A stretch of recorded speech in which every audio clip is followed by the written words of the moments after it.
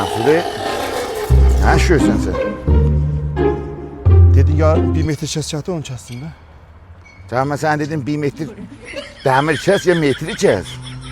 Sen dedin 1 metre kesecektin, metreden 1 metre kesecektin. Metri harda diyorsun keserəcən? Dedim 1 metre demir kesecekti. Beni göreceksin.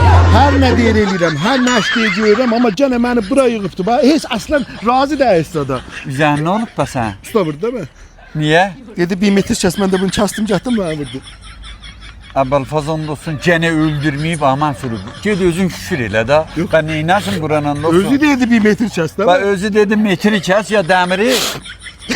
Özü dedim metri kes ya demiri. Ara geysən. Gel. Geysən evizə be.